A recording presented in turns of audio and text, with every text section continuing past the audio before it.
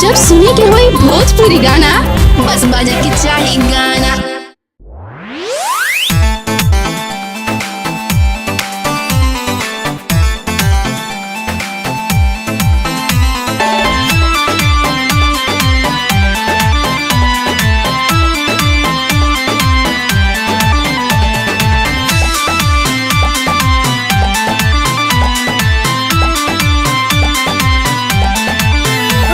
होली में चोली के डोरी सर कहवा जाने। अच्छा ऊपरे ऊपर लगल रोजा तहने तहने।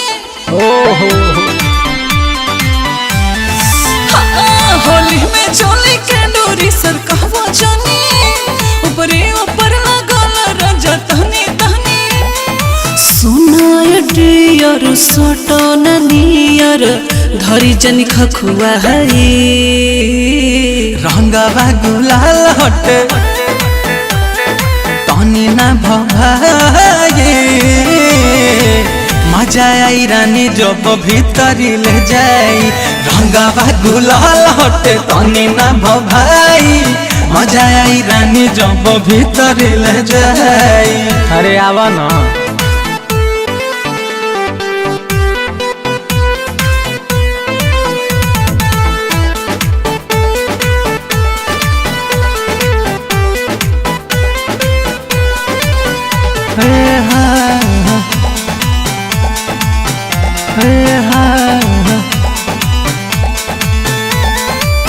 ठीक न लागे तो हरी राधा रंगल चाहे तूरा न मन पिचकारी के रंग लगे। रानी हो लहे लहे चुवे तो हम का करी। हाँ, ठीक न लागे तो हरी राधा रंगल चाहे तूरा न मन पिचकारी के रंग लगे। रानी हो लहे लहे चुवे उमर बालोच लग जाई खरोच खाई दे हब न रसमलाई। रंगवा गुलाल हटे तने न भभाए। मजा आई रानी जब भीतरी ले जाई। रंगवा गुलाल हटे तनी ना भभाई। मजा आई रानी जब भीतरी ले जाई। सच में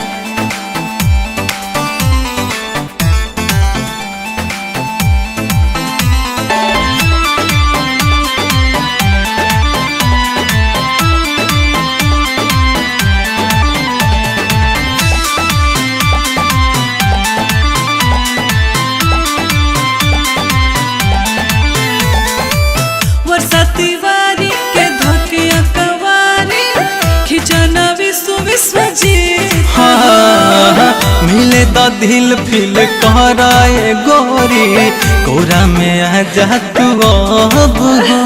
अरे नाना वर्षा तिवारी के धके अकवारी खिचना डीएस धीरज हो। मिले द दिल फिल कराए गोरी। कोरा में आ जा तू अब। तू जिद्दी सुनाए संगम ढके देव मुहुआ। हरे रंगवा गुलाल हटे तनी ना भभाए। मजा आई रानी जब भीतरी ले जाई। रंगवा गुलाल हटे तनी ना भभाई। मजा आई रानी जब भीतरी ले जाई। अरे डलवा ला ना। अरे हट पागल। सुनाय डियर सोटो ननियर धरी जनी खखुआ है। रंगवा गुलाल हटे तनी ना भभाई। मजा आई रानी जब भीतरी ले जाई।